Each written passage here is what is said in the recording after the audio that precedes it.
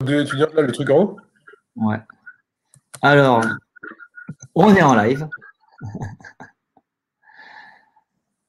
Voilà. Donc, comme d'habitude, bonjour à tous. C'est toujours très bizarre en fait d'être tout seul devant son écran. Mais là, je ne suis pas tout seul puisque je suis avec Maxime. On a pas mal de gens qui nous ont rejoints. Je vois 540 personnes.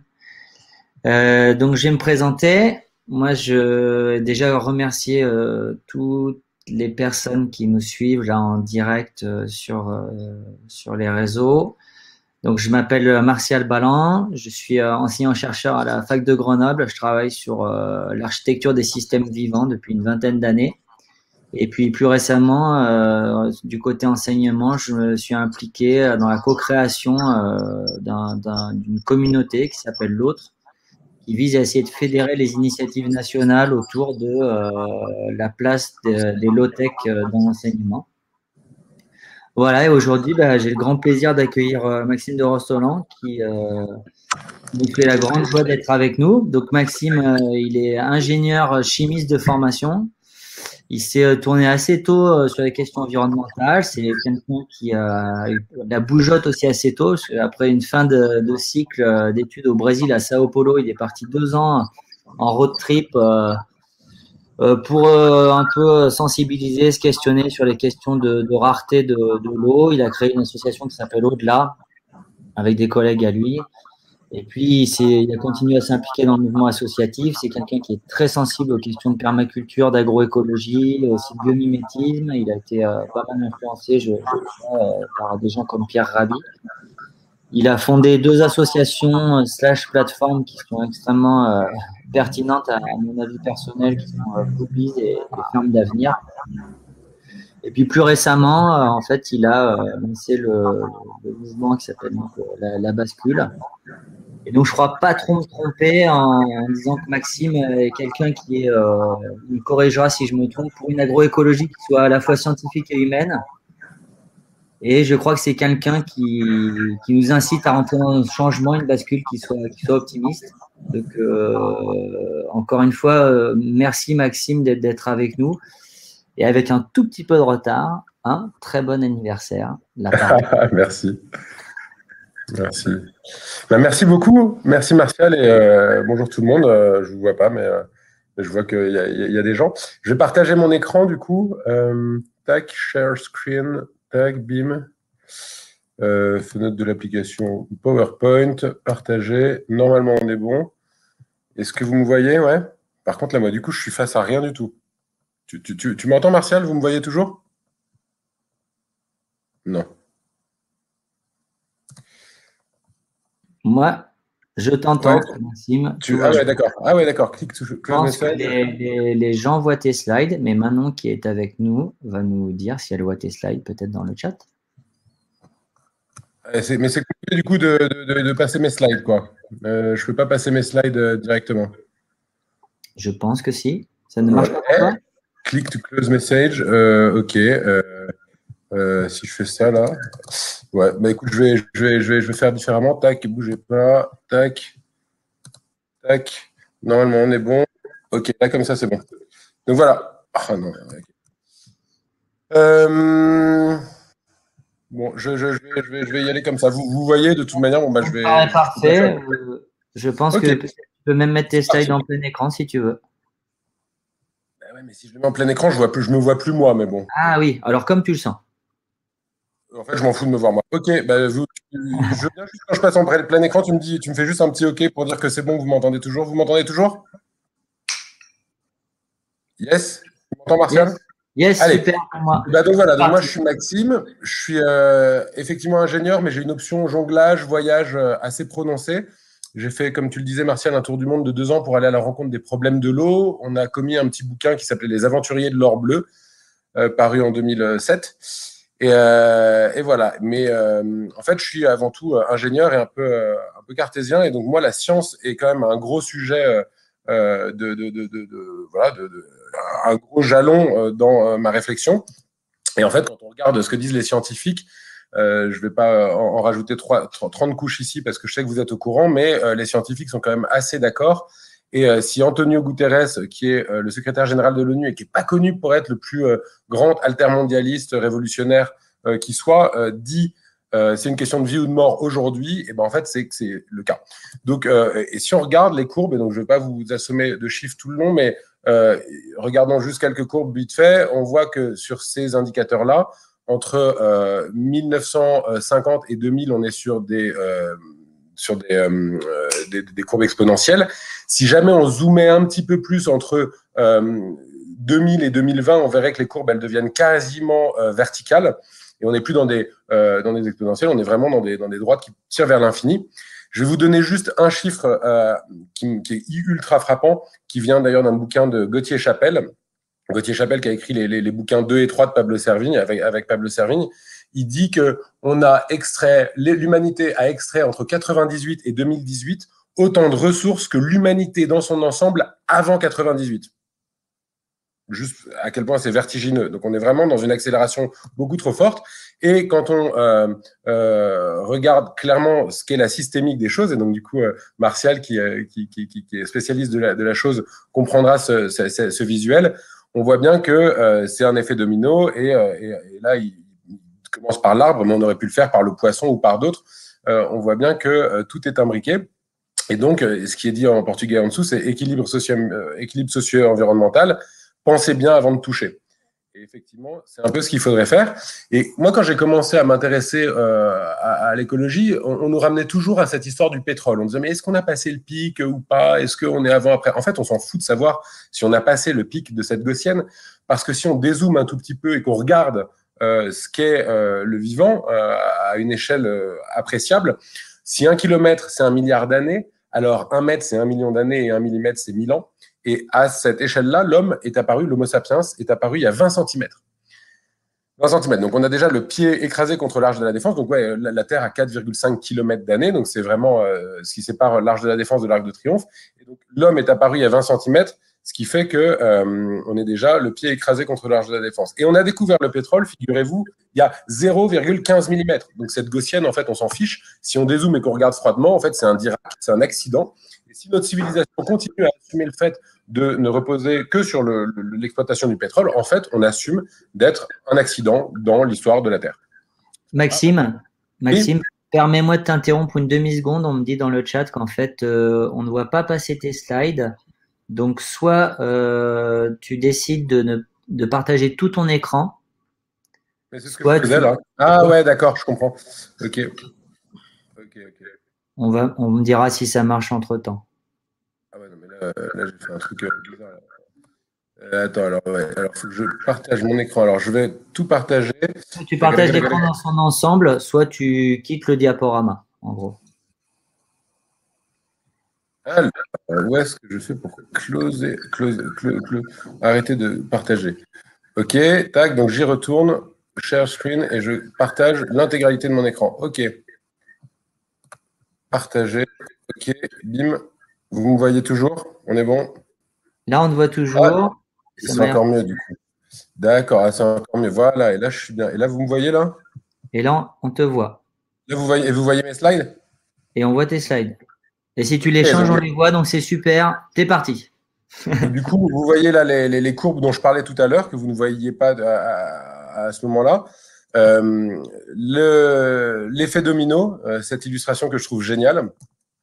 Le pic de pétrole, d'accord? Là, c'est la mise à l'échelle de ce fameux pic de pétrole. Donc, on voit que c'est rien du tout. Et là, c'est le Dirac, et j'en étais là. Donc, du coup, c'est un accident.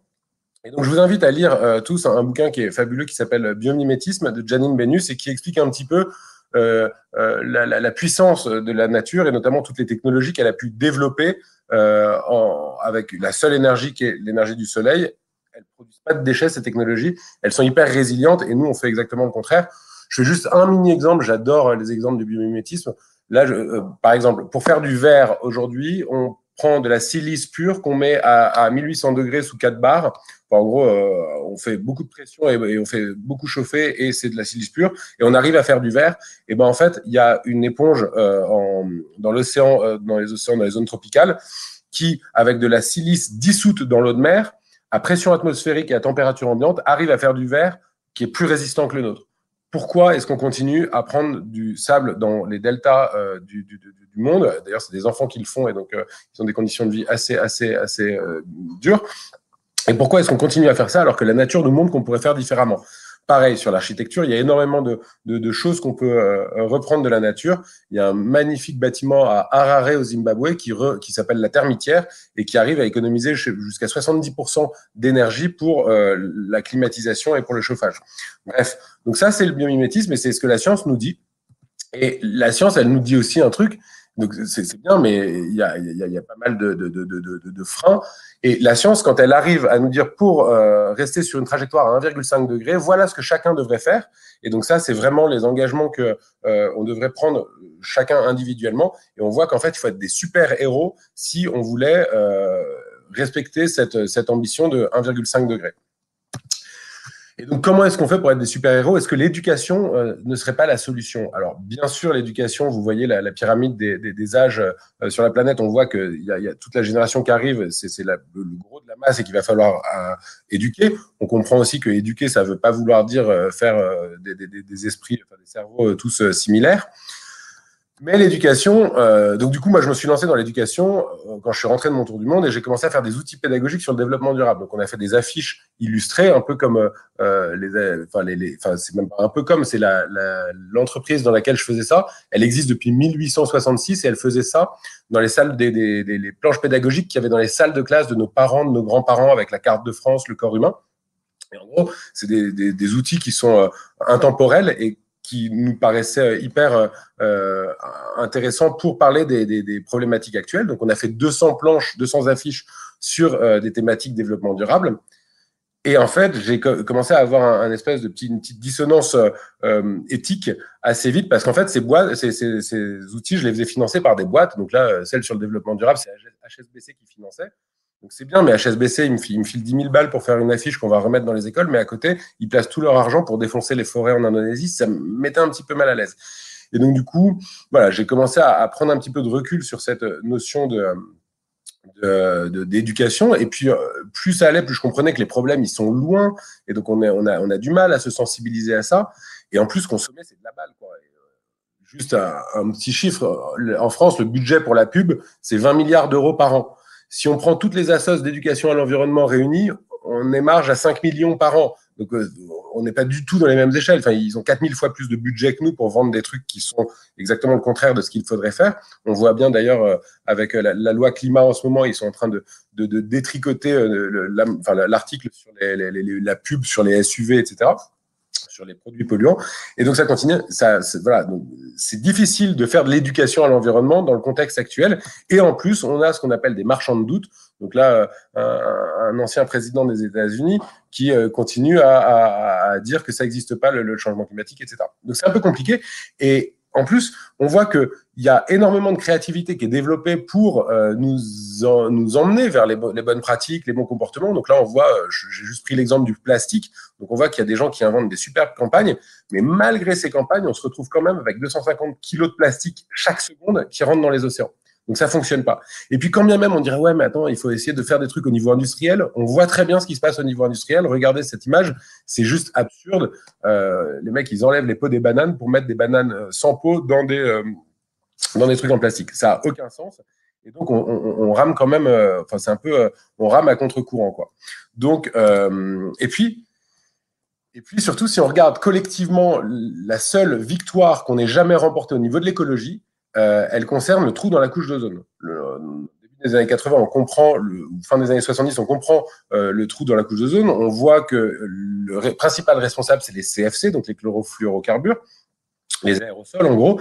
Et en fait, on aurait pu se dire, surtout, on va convaincre les gens d'arrêter d'acheter des déos pchit, on va leur demander de prendre des déos à billes. Mais non, mais on n'a pas fait ça. En fait, il y avait un trou qui était en train de s'ouvrir au-dessus de notre tête et qui nous emmenait dans l'espace. On a dit non, là, il faut pas compter sur les gens pour résoudre ça. On va interdire donc c'est une décision politique, c'est une décision avec beaucoup d'États qui a été faite dans le protocole de Montréal en 87 et ça a permis de résorber ce trou qui s'ouvrait. Donc c'est pas par l'éducation que ça marche. Alors bien sûr, il faut éduquer, sensibiliser, etc. Mais on voit que c'est pas du tout à la hauteur des enjeux. Donc du coup, et puis voilà. Et si on regarde en plus, et ça c'est une étude du Shift Project, Il y a, je crois, l'ami Cédric qui intervient aujourd'hui ou demain, enfin bon, bref, Cédric Ringenbach qui a fait la fresque du climat, qui vient du Shift Project. Et donc, le Shift Project, le truc de Jean-Marc Jancovici, montre que si jamais on voulait atteindre nos objectifs, les petits gestes individuels représentent au mieux un quart de l'effort à fournir. Les 3/4 qui restent, c'est les États, enfin les institutions et les entreprises. Donc du coup, c'est bien d'éduquer les gens, mais en fait, si les États et les entreprises continuent à faire n'importe quoi, en fait, ça sert à rien.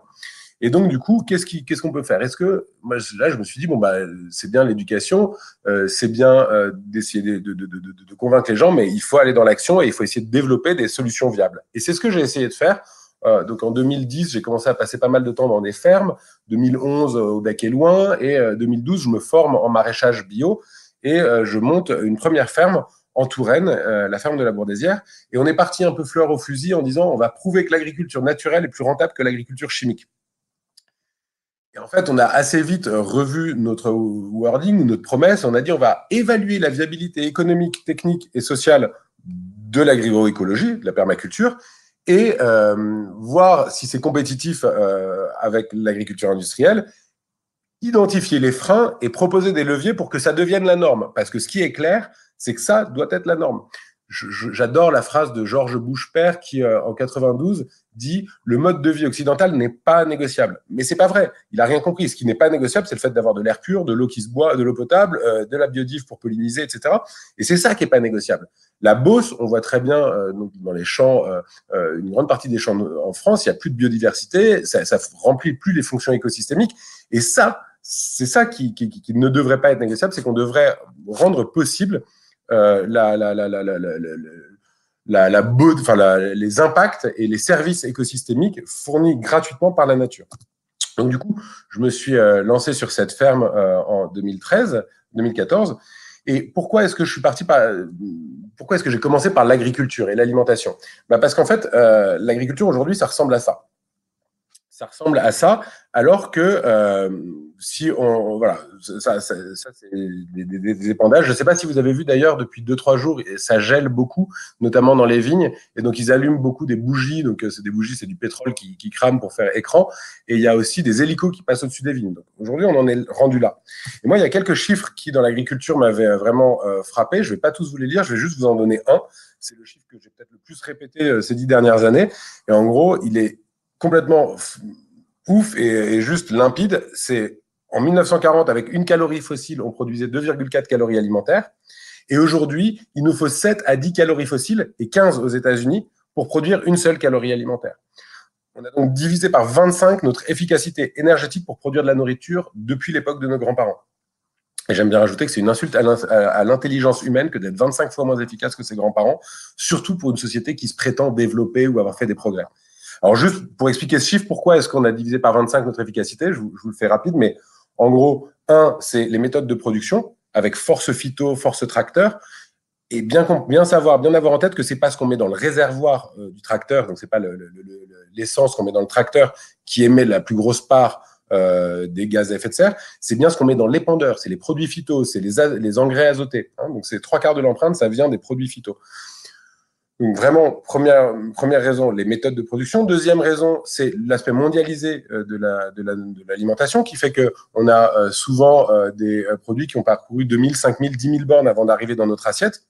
Donc c'est du transport, c'est du pétrole. Le corollaire de ça, d'ailleurs, juste sur l'histoire du transport d'alimentation, vous avez vu, pendant que le canal de Suez était bloqué là par Evergreen, il y avait un truc comme 130 000 moutons bloqués sur les différents bateaux. 130 000 moutons, c'est juste fou d'imaginer qu'il y a des dizaines de milliers de moutons qui traversent l'océan, alors qu'on pourrait le faire ici, nous on a plein de place pour le faire. Bref. Donc deuxième chose, l'aspect mondialisé de la nourriture et donc le transport. Le corollaire de ça, c'est qu'il faut emballer. Donc c'est tout l'emballage, tout ça, c'est des dérivés de la pétrochimie aussi, le plastique. Donc ça vient aussi gréver le bilan. Évidemment, en quatrième raison, notre régime alimentaire qui aujourd'hui est très carné, beaucoup plus carné qu'à l'époque de nos grands-parents. Aujourd'hui, on mange 80 kilos de viande par an par Français, c'est juste une hérésie.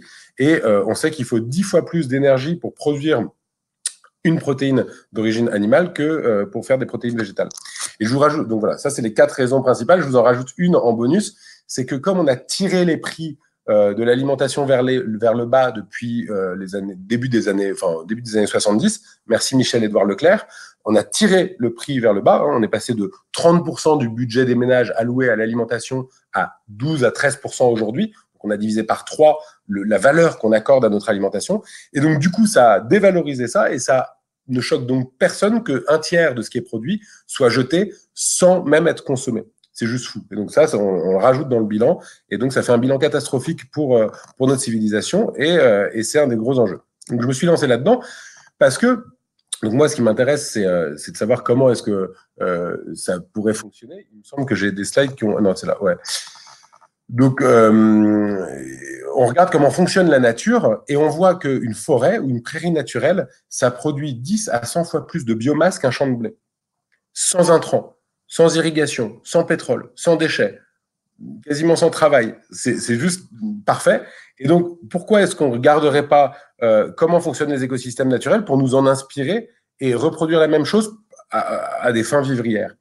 Eh ben, en fait, ça s'appelle la permaculture. C'est le biomimétisme appliqué à l'agriculture. Ce serait, donc le biomimétisme, c'est s'inspirer de la nature.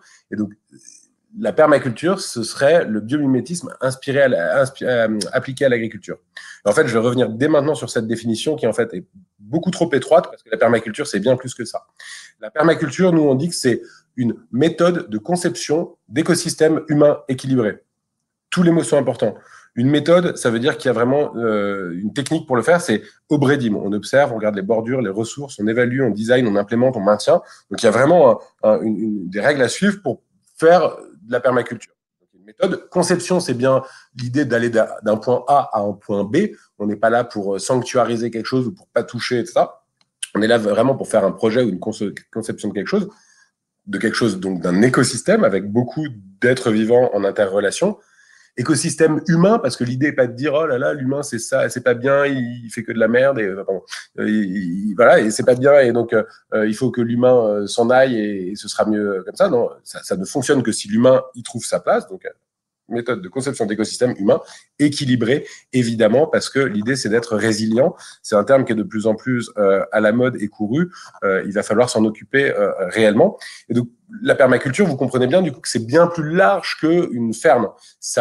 On peut faire de la finance ou gérer une entreprise en faisant de la permaculture, en s'inspirant de la permaculture. Et moi, mon dada, ça a été d'aller voir les politiques depuis quelques années et de leur dire, mais en fait, c'est vous qui devriez faire de la permaculture. Parce que, en fait, quel plus beau challenge pour vous que de faire du territoire que vous administrez un écosystème humain équilibré. Alors, bien sûr, ils m'envoient balader, hein, mais ils vont comprendre un jour, je pense. Donc, voilà, donc sur cette base, on a monté l'association Ferme d'Avenir avec cette ferme dont je vous parlais. Donc, on avait 4 axes d'action, quoi. Production, formation, financement et influence. Je vais les passer hyper vite. Je suis désolé, cette conférence, elle peut se faire en 2 heures. Donc, du coup, là, je suis déjà à 23 minutes. Et donc, du coup, je sais que j'ai plus que 10 minutes. Je vais faire vite et après, il y aura les questions. Donc, production, on a monté cette première ferme d'1,5 hectare et on a trouvé qu'en fait, il y avait quand même pas mal de freins à l'équilibre économique. Et assez vite, j'ai essayé de trouver des manières d'améliorer la compétitivité.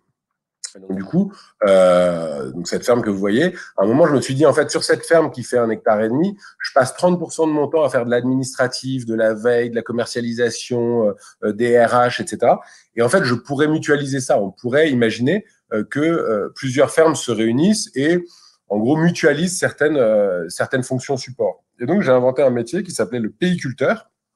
Péiculteur, c'est quelqu'un qui, sur le territoire, va identifier les opportunités de foncier, de débouchés, de formation, de partenariat, etc. et qui va permettre de déployer une vraie politique alimentaire de territoire. Et en fait, 2-3 ans, parce que ça date de 2015, donc en 2015, on fait la première formation péiculteur. Et en 2017 arrivent les premiers plans alimentaires territoriaux. Et qu'est-ce qu'ils ont cherché en premier lieu? Ils ont cherché des ingénieurs de projet alimentaire territorial. Donc en fait, le concept de péiculteur, c'est maintenant, vous pouvez l'appeler l'ingénieur de projet alimentaire territorial.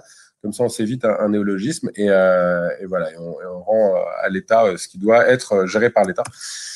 Et donc voilà, ça c'était un premier axe d'amélioration, c'était de mutualiser et de faire des grappes de ferme. Deuxième manière d'optimiser, c'est de faire des grandes fermes. Surtout que tous les agriculteurs nous regardaient, nous, sur notre petite ferme, et ils regardaient avec leurs gros tracteurs et ils disaient, mais attends, t'es mignon, toi, avec tes petites tomates, c'est pas toi qui nourris la population, c'est nous, avec nos tracteurs, regarde, nous, on a 200 hectares. Donc, du coup, on a dit, ouais, small is beautiful, mais à un moment, il faut quand même passer à l'échelle, d'autant que l'idée est de créer, il y a 470 000 agriculteurs aujourd'hui en activité, il y en a la moitié qui partent à la retraite d'ici dans les 5 ans. Donc, il faut trouver 200 000 candidats pour s'installer. Donc, il faut créer 200 000 emplois. Donc, il va falloir des fermes conséquentes. Donc, on a trouvé une base aérienne en Essonne et on a récupéré 70 hectares sur cette base aérienne pour en faire une ferme qui s'appelle la ferme de l'Envol, que vous pouvez déjà visiter et qui, vous pouvez regarder sur Internet. Donc là, on est à sa 2e saison et ça cartonne. Il y a 12 salariés, ils sont installés en coopérative. Et ça fonctionne. Donc, ils font de la polyculture élevage, et donc, c'est pas 70 hectares de maraîchage. Hein. Donc, on avait associé pas mal de gens et de structures autour de ce projet. Et moi, je me suis dit, mais c'est mignon, mais on fait 12 emplois, quoi. Enfin, l'idée étant d'en faire 200 000, comment est-ce qu'on fait pour faire 200 000 emplois? Et c'est là que est venue l'idée d'intégrer cette grande ferme dans un programme territorial plus ambitieux. On a saisi l'opportunité de ce qu'on appelle le PIA, donc le plan d'investissement d'avenir. Donc, le plan d'investissement d'avenir, c'est le grand emprunt. Et ils font des appels à projets régulièrement. Et donc là, il y en avait un qui s'appelait TIGA, Territoire innovant de grande ambition. C'est le genre de truc où tout le monde répond par du smart grid, du high-tech, etc. Petit clin d'œil au low-tech lab. Mais en gros, clairement, tous les gens, beaucoup des projets, enfin, il y a eu 60 projets, je crois, ou il y a eu 53 projets. Et sur les 53, il y en avait 49, c'était vraiment de la bétonisation, quoi. Et nous, on a dit, ben non, nous, notre projet, un territoire innovant de grande ambition, c'est un territoire qui régénère son capital naturel et qui arrive à être autonome en alimentation. Et donc, on a proposé, autour de la ferme de l'Envol, de faire une grappe d'une centaine de fermes, certaines préexistantes déjà en bio, d'autres préexistants à convertir et d'autres à créer. Et donc, de créer une grappe de fermes, enfin, un pool d'une centaine de fermes avec toutes les étapes, donc la transformation avec des légumeries, avec de la formation, avec de la distribution, etc. Donc, c'est un projet à 70 millions d'euros. Qui crée 2000 emplois et qui permet au territoire d'atteindre 10 à 15% de son autonomie en alimentation bio, locale et de saison. Et on a remporté cet appel à projet. Donc, on a touché 30 millions, enfin 27 millions de l'État et on a trouvé les co-investisseurs. Donc, on est en train de déployer ça sur le territoire. Donc, c'est vraiment par l'action qu'on peut essayer de changer d'échelle et de montrer qu'en fait, il y a d'autres options. Deuxième type d'activité, j'en suis à 13h12, il me reste 3 minutes, je ne sais pas comment je vais faire. Donc, la formation, je vous le passe très vite, mais en gros, on a fait notamment les formations pays-culteurs dont je vous parlais, le compagnonnage avec des migrants, parce qu'en fait, il y a énormément de réfugiés qui, en France, on les met sous les bretelles d'autoroute ou je ne sais pas quoi, et ils squattent dans des tentes, alors qu'eux, ils sont paysans dans leur pays, et qu'on manque de bras. Donc, on a monté un programme de compagnonnage, et il continue en 2021, avec 75 compagnons, et la moitié de réfugiés, la moitié de Français. Financement, j'ai monté une plateforme de financement participatif qui s'appelle Bluebees et donc qui permet de lever des sous. Et donc, à la base, moi, je voulais pas faire du don avec contrepartie, je voulais faire du prêt, donc du prêt rémunéré. Donc, j'ai épuisé 3 avocats pour pouvoir faire ça parce qu'en fait, c'est le monopole bancaire. Donc, on a les 3 avocats, ils ont abandonné. Et le 4e, parce que moi, j'ai pas abandonné et j'ai demandé à un 4e de m'aider, il nous a permis de faire ça. Donc, on a cassé le monopole bancaire et on a eu le droit par l'autorité des marchés financiers de lancer la première plateforme qui faisait du prêt rémunéré. Donc, ça fonctionne bien. On a financé 550 projets, il y a 70 000 membres et on a levé 8,5 millions d'euros et on rembourse l'argent. Donc, l'argent tourne. Vous avez des prêts à 2%. On fait aussi du don maintenant, mais vous pouvez aller voir sur la plateforme. Par ailleurs, j'avais envie, moi, de braquer les projecteurs sur les agriculteurs qui sont heureux et qui nous rendent heureux. Et en fait, on parle que des gars qui balancent du fumier devant les préfectures ou qui mettent des bonnets rouges quand on leur demande d'être plus propre. Et ça m'embêtait, donc on a lancé le concours Ferme d'Avenir. On en est maintenant à la 4e édition. On a remis 1,5 million d'euros à 150 paysans et des beaux projets. Vous pouvez aller voir les concours Ferme d'Avenir. Et je pars à la dernière partie, c'est l'influence. Je vous fais très vite, mais l'influence, on a 2 cibles. On a le grand public et les politiques. Pour le grand public, plein d'idées. Hein. Moi, comme je vous avais dit, j'ai fait mes études avec une option organisation de fêtes. Et donc, je me suis dit à un moment, on va faire un festival de ouf pendant 3 mois et on va partir, on va faire 30 étapes, 3 jours par étape. Et dans chaque étape, on déploie 4 chapiteaux, on met une cuisine, un camping, des toilettes sèches, des douches, etc. Et on a eu jusqu'à 400 bénévoles. Et on va visiter des fermes. Et donc, on est parti 3 mois en 2017 et on a visité donc 220 fermes. On a eu donc le premier soir, on avait des conférences Donc, on a eu Pierre Rabhi, Marc Dufumier, je crois qu'il passe avant ou après dans la COP2. On a eu Hulot, on a eu Cyril Dion, vraiment, on a eu tous les gens qu'on voulait. Forcément, les gens, quand tu leur dis tu peux venir à cette conférence, généralement, ils disent non, je peux pas cette date-là. Et là, je suis non, mais il y a 3 mois, là, tu choisis ta date, tu viens. Donc, c'était super. Premier jour conférence, deuxième soir, on faisait des concerts, agriculteuf. Voilà, on s'amusait bien. Et le troisième jour, on regardait des documentaires pour se remettre de l'agriculteuf. Bref, c'était un super moment et qui a créé beaucoup de vocations, suscité beaucoup de vocations et qui continue d'avoir une vraie dynamique. On a des groupes, etc. Pour influencer le grand public, on a aussi travaillé sur des outils plus classiques. Un film qui s'appelle On a 20 ans pour changer le monde, qui est sorti en salle. Je l'ai accompagné d'un petit bouquin chez Larousse. On a fait pas mal de livres. Et enfin, parce que c'est vraiment ça, on a compris qu'il faut changer les règles du jeu politique. Et donc, on a fait un plaidoyer. On a rédigé un plaidoyer. Donc, pendant 1 an et demi, avec des ingénieurs, on a listé les externalités des agricultures. D'accord ? Je vais le faire très vite. Normalement, pareil, je le fais en interactif. Mais en gros, l'agriculture, elle présente au moins 5 problèmes. Je vous le fais vite, mais 1, les problèmes d'eau. On produit pour 60 milliards d'euros de PIB de denrées agricoles en France. Et le coût de la dépollution de l'eau directement imputable à l'agriculture chimique serait de 60 milliards d'euros par an si on dépolluait. Parce qu'en fait, c'est dans les nappes, c'est trop cher, ça ne se voit pas. Donc, en gros, on produit pour 60 milliards, on pollue pour 60 milliards. Du coup, si on voulait payer le juste prix, déjà, il faudrait doubler le prix de l'alimentation, rien que pour prendre en compte ce facteur eau. Deuxième type de problème, le dérèglement climatique. Donc, l'agriculture est responsable de 23% des émissions de gaz à effet de serre d'origine anthropique. C'est une folie.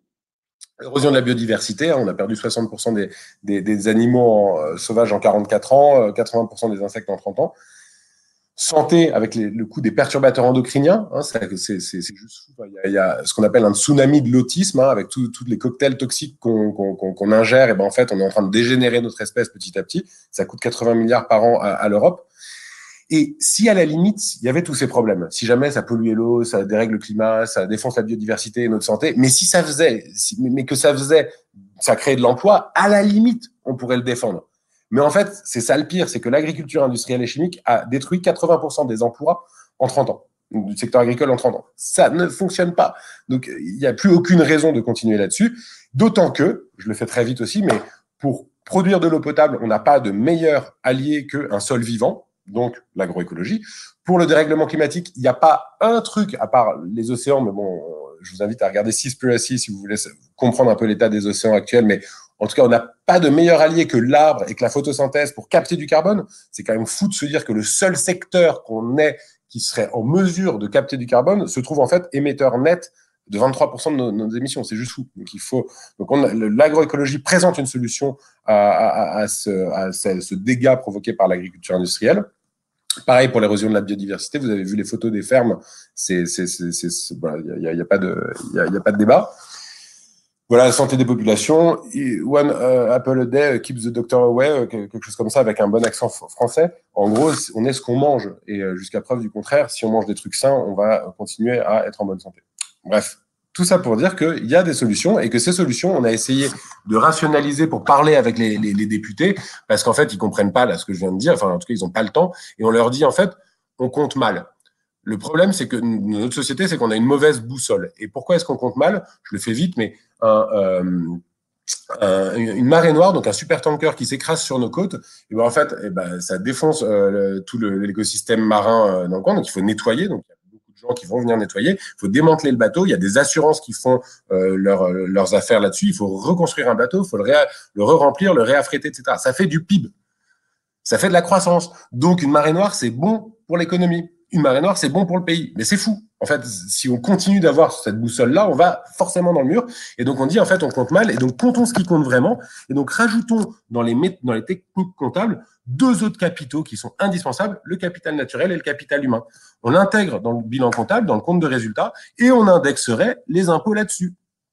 Et en fait, comme ça, on obligerait de fait, mécaniquement, les entreprises à recapitaliser la nature et l'humain.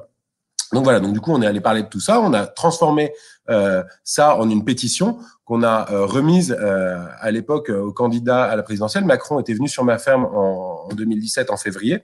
Et donc, on lui a remis ses propositions. Il a dit, super, t'inquiète, je l'ai fait mienne et je vais m'en occuper. Bon, je vous laisse deviner s'il l'a fait ou pas. Mais comme il l'a a priori pas fait, quand Hulot est arrivé au ministère de l'écologie, il m'a demandé de l'aider à être au contact du ministère de l'Agriculture et donc du coup de travailler dans les états généraux de l'alimentation. Donc on a amélioré un petit peu ces propositions de mesures politiques. On les a transformées en amendements dans le cadre de la loi états généraux de l'alimentation. Et donc il y a 4 des amendements qui ont été débattus. Il y en a un qui a été voté, qui est exactement ce qu'était mon dada, c'est de demander la remise d'un rapport gouvernemental sur les modalités d'évaluation des services écosystémiques rendus par les agriculteurs et les modèles de rémunération qui pourraient y être adossés. J'explique en 2 secondes. Un agriculteur qui décide d'arrêter du glyphosate, il va économiser de la dépense publique. D'accord? Et ben, une partie de santé publique, et ben, une partie des économies qui va permettre de réaliser à la société, on va lui donner. Et ben, en fait, il va donc du coup être payé pour arrêter le glyphosate. L'exemple que j'ai aussi qui est hyper parlant, en Bavière, en 94, l'eau est plus potable. À Munich, l'eau, il y a trop de nitrates dedans. Donc du coup, le conseil municipal se réunit, ils disent bah, qu'est-ce qu'on fait? Bah tiens, on n'a qu'à demander à Suez ou Veolia de faire une usine d'adduction d'eau potable, ils savent très bien faire. On leur file 10 millions de Deutschmark et ils font ça. Et en fait, il y a quelqu'un qui dit ouais, mais pourquoi est-ce qu'il y a des nitrates dans l'eau? Ah, c'est parce que sur le champ captant, il y a 250 agriculteurs qui balancent de l'azote en excès. Mais ils peuvent pas arrêter de faire ça. Ah ouais, mais en fait, ça voudrait dire qu'ils passent en bio. Ok, mais pourquoi ils ne passeraient pas en bio? Ah, mais ils vont perdre un peu d'argent et tout, ils vont perdre en rendement. Ouais, mais bon, déjà, ils vont perdre en rendement, mais ils vont vendre plus cher et puis ils vont aussi perdre en charge. Enfin, ils vont économiser en charge. Et puis, de toute manière, on allait donner 10 millions de Deutschmark à Veolia. Pourquoi on ne donne pas cet argent aux agriculteurs pour les inciter à passer en bio, pour les obliger à passer en bio? Et c'est ce qu'ils ont fait. Et l'eau est redevenue potable en 3 ans. Aujourd'hui, elle a une qualité que Veolia est infoutu de reproduire. Et aujourd'hui, l'eau à Munich, elle est gratuite. Elle est produite par les agriculteurs. Alors, elle est gratuite. La collectivité a décidé de les rémunérer pour ça. Et c'est vraiment ça qu'on voulait faire. C'est de dire, OK, mec, tu arrêtes le glyphosate, ben, on va te donner de l'argent parce que tu rends un service à la société. Et donc, cet amendement avait été voté, passé. Donc, j'étais heureux. J'ai sablé le champagne. C'était le 22 octobre 2018. Mais ça, c'est 9 sages. Ça s'appelle le Conseil constitutionnel. C'est un cheval de Troie du pouvoir exécutif au sein du dispositif législatif qui fait que ces personnes ne sont pas nommées, ne sont pas élues. Elles sont juste nommées par le pouvoir exécutif pour décider ce qui est ou non constitutionnel. Et c'est quand même vraiment à leur bon vouloir parce qu'on a recruté des juristes pour mettre en regard les 23 articles qui avaient été censurés de cette loi, dont l'amendement que je voulais passer. On a montré que pour chaque amendement censuré, et il y avait au moins un amendement, un article similaire dans la loi finale qui présentait le même travers. Donc en fait, c'est vraiment subjectif. Et donc du coup, moi, je suis arrivé un peu au bout de l'exercice à ce moment-là. J'ai dit, attends, on a montré qu'on savait produire différemment, que des gens voulaient se former, qu'on pouvait financer. On a montré qu'il y avait des distorsions de concurrence avec l'agriculture industrielle et chimique et que on pouvait potentiellement résorber cette distorsion de concurrence avec cette notion de paiement pour services écosystémiques. On convainc les parlementaires de voter l'article et je vous promets que c'est pas une sinécure. C'est 6 mois à plein temps d'aller voir les parlementaires et de leur bourrer le mou avec et de dire allez-y, votez. Ils le votent et là en fait nos institutions trouvent un moyen de scalper ça. Et donc en fait je me dis c'est pas possible. Si nos institutions sont pas en mesure de protéger l'intérêt général ou de bénéficier à la maison commune, c'est nos institutions qu'il faut changer. Et donc, du coup, c'est là que j'ai monté La Bascule, et je ne vais pas aller trop loin parce que c'est trop long, sinon j'aurais pas le temps de finir. Mais La Bascule, un mouvement de lobbying citoyen avec pas mal d'étudiants qui ont décidé d'arrêter leur étude, de mettre entre parenthèses.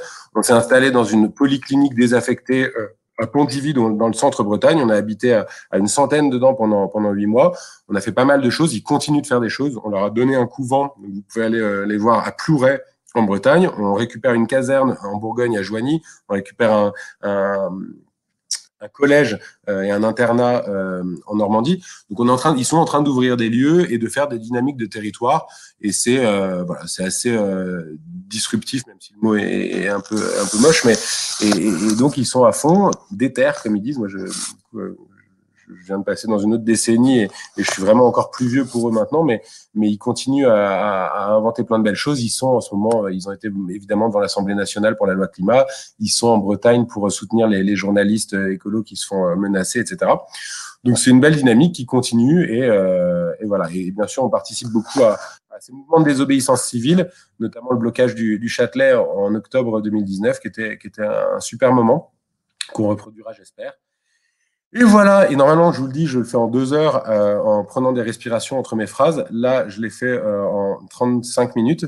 Et si jamais vous voulez voir plus, en fait, dans le bouquin qui s'appelle En avant, j'ai à peu près résumé tout ça. Et c'est sorti il y a quelques mois. Et voilà. Super Maxime, donc normalement quand on est en présence, on applaudit, il y a plein de gens et tout, donc je vais quand même t'applaudir même si je suis tout seul. Merci. Voilà, merci beaucoup, c'était génial d'entendre tout ça. Je regarde tout de suite les questions qu'on a dans le chat. Alors il y a eu 2 questions. Tsunami d'autisme, tsunami de l'autisme, je viens de voir là. Ouais. Tsunami, c'est la ministre québécoise de la Santé qui a parlé en 2010 d'une vague d'autisme. Moi, j'ai un enfant qui est handicapé, son cerveau s'est pas développé, il parle pas, il a des couches, il a 10 ans. C'est pas diagnostiqué et tous les médecins qu'on va voir, et j'ai forcé toutes les portes, tous les médecins qu'on va voir disent que c'est des maladies de la prospérité, c'est des maladies de notre époque. Et en gros, ils savent pas. Et donc, ils rentrent dans les troubles du spectre autistique. Pour info, en 1970, il y avait un enfant sur 3000 qui était dans le trouble du spectre autistique. Alors, évidemment, tout le monde n'allait pas consulter, on ratait peut-être des trucs. Donc, l'échelle, c'est 1 pour 1000. Aujourd'hui, aux États-Unis, c'est un enfant sur 68. Trouble du spectre autistique. Ça fait mal. À vous. Alors, tu m'entends, Maxime? Du coup, une autre question. Est-ce que votre étude fermière montre aussi la perte en nutriments au sein des fruits et légumes par rapport à il y a 40 ans et donc la nécessité de revoir notre mode de production?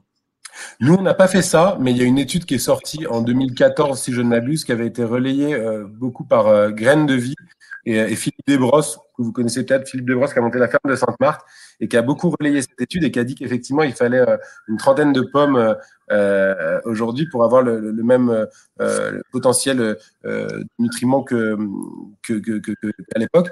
Juste pour vous expliquer comment est-ce qu'on pourrait résorber ça, très, très, très simplement. En gros, si on a enlevé les arbres. D'où ils viennent les nutriments? Les oligo-éléments, ils viennent des profondeurs du sol. Les arbres enfin, en tout cas les légumes ou les plantes annuelles qui n'ont pas le temps d'avoir des racines qui descendent profondément, si jamais on met des arbres, et donc on fait de l'agroforesterie, donc on met des haies ou des arbres en intraparcellaire, les arbres, eux, vont avoir des racines qui vont descendre bien plus profondément, qui vont aller décomposer jusqu'à la roche-mère, qui vont remonter dans la sève les oligo-éléments et les nutriments. Ça va passer dans les feuilles vont tomber et vont se retrouver au niveau du sol, disponibles pour les plantes annuelles. Donc non, nous on n'a pas fait cette étude-là. On a fait des études sur la biodive et notamment sur la microfaune du sol. On voit clairement que la nature est résiliente. Il suffit de voir les photos de Tchernobyl aujourd'hui pour comprendre que dès qu'on sera plus là, elle reprendra ses droits.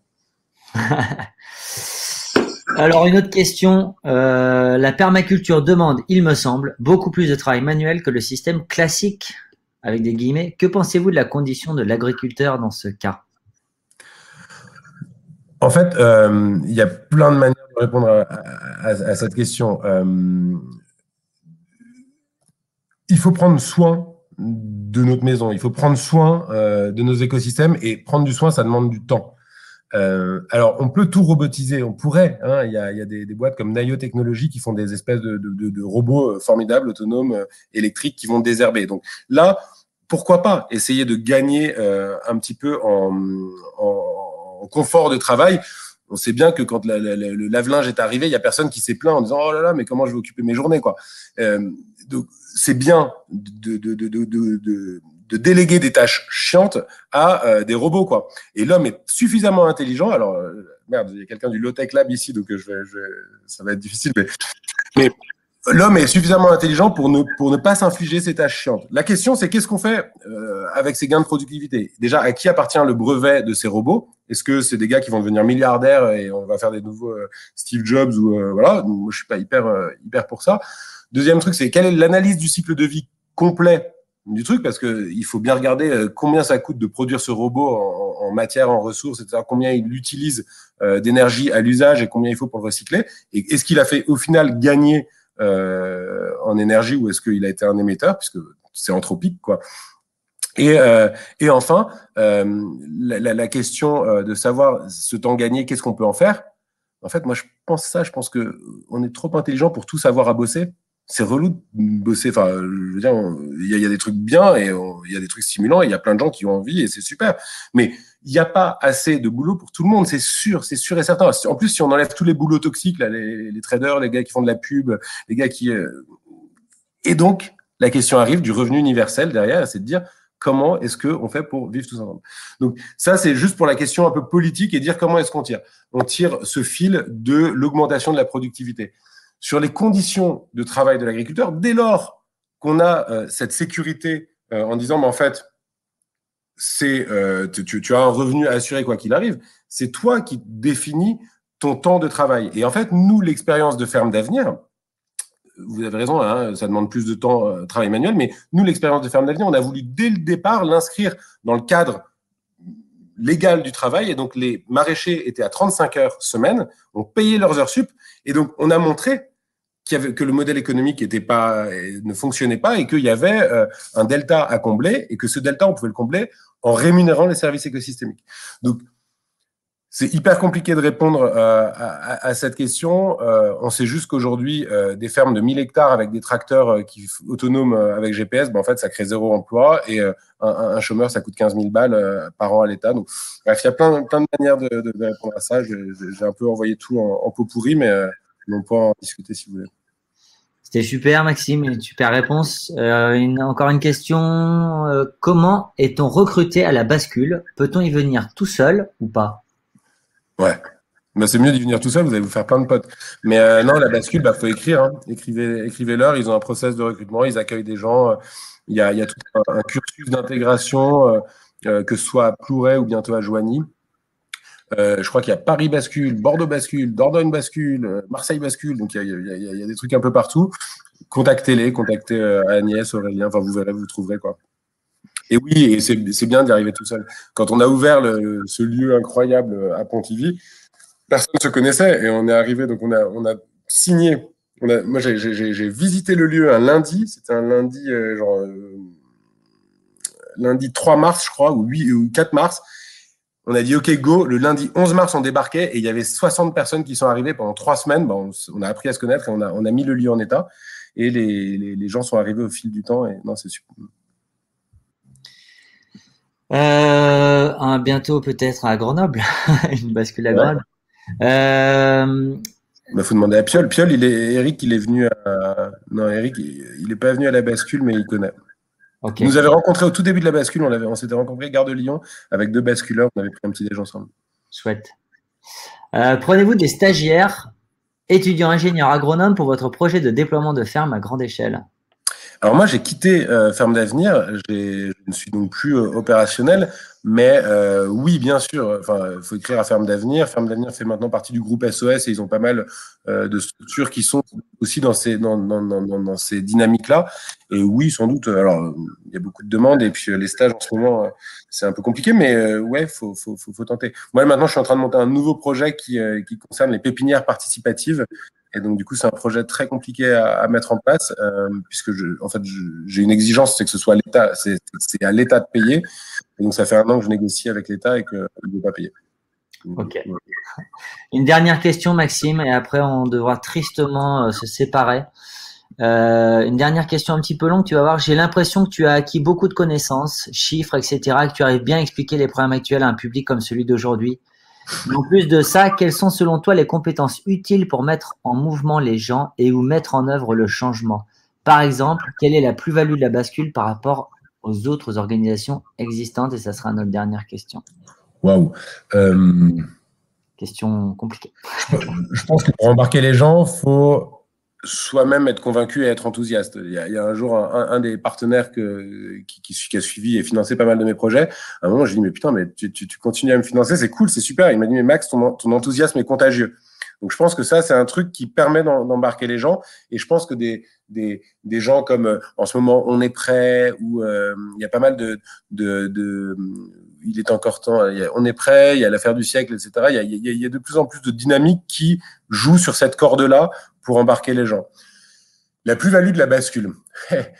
En fait, je sais pas si, avant de parler de plus-value, déjà, la différence, c'est qu'il y a c'est une gouvernance totalement partagée. C'est-à-dire qu'il n'y a pas de tête qui dépasse. Moi, quand je suis arrivé, donc je vous ai dit, on est arrivé le 11 mars à Pontivy. Le 1er avril arrivait l'université du Nou pour poser les bases de la gouvernance et de la feuille de route de la bascule. Et donc, moi, j'ai parlé 10 minutes. C'est moi qui avais trouvé les sous, le bâtiment, qui avait réuni les gens. Et j'ai parlé 5 ou 10 minutes. J'ai dit, voilà, maintenant, ce projet n'est plus le mien, c'est le nôtre. Allons-y, construisons-le. Et en fait, ça n'avait jamais été fait d'emblée. Il y a des structures qui essayent, après quelques années, de passer en mode gouvernance partagée, etc., et qui arrivent pas forcément. D'ailleurs, Colibri a galéré un peu là-dessus, et je pense qu'ils en sont un peu revenus.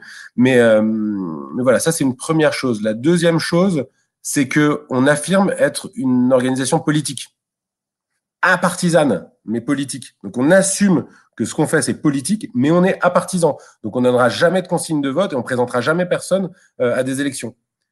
Et ça, c'est un peu différent de toutes les orgas qui ont du mal à se revendiquer politique. C'est de moins en moins vrai. Hein. Quand l'affaire du siècle se crée, et donc du coup avec Oxfam, avec les amis, moi je ne sais plus lesquels exactement, il y a la FNH, Oxfam, on est prêt, bon bref. Et ces associations ont elles aussi acté leur engagement politique à partisans, mais voilà. Et donc ça, c'est hyper important, je pense, c'est qu'aujourd'hui, il faut de tout, mais et donc, comme il faut de tout, il faut absolument des organisations non-profit qui s'impliquent en politique, qui essayent de faire bouger les lignes de la politique. Et donc, il y en a de plus en plus, heureusement, mais ça répond pas vraiment à la question. Maxime, on va devoir malheureusement s'arrêter là. Juste, il y a Erwan qui pose une question suite à la réponse sur la condition de l'agriculteur. Un système où la part d'agriculteurs serait beaucoup plus importante. Les possibles conséquences d'un tel schisme social, je ne sais pas, mais franchement, il y avait 50% d'agriculteurs il y a 100 ans. Là, on est à moins de 2%. On va pouvoir trouver un juste milieu. Il va falloir, quoi. Donc, et juste un truc sur la robotisation ou le confort de travail, etc. Moi, quand j'ai eu 18 ans, je me suis dit, en fait, j'ai regardé des trucs, je me suis dit, mais il y a un truc à changer vraiment au niveau de l'État, c'est inverser la fiscalité énergie et la fiscalité travail. Aujourd'hui, on subventionne les énergies fossiles et le travail a un coût énorme. Il faut pas être de droite pour dire ça, mais tous les patrons avec lesquels je parle, ils me disent, putain, mais tant que le coût du travail est ce qu'il est, en France par rapport aux autres pays, particulièrement, ça ne marchera pas. Et donc, il faut inverser la fiscalité énergie et la fiscalité travail. Dans ce cas-là, qu'est-ce qu'on fait? On va arrêter d'utiliser des pesticides qui sont du pétrole et donc de l'énergie, et on va embaucher des gens qui aujourd'hui coûtent trop cher pour être embauchés. Une superbe phrase de On peut vous aider par crowdfunding? Non, pas tout de suite, mais après, ouais. Mais allez sur Bluebees. Ouais, la bascule, la bascule, ils doivent avoir un Hello Asso, mais allez sur Bluebees, BLUE-BES, et il y a plein de projets super à soutenir. Génial. Eh ben, Maxime, merci beaucoup. C'était super de t'avoir avec nous. Désolé d'avoir parlé si vite. Non, je pense que pour moi, c'était très clair.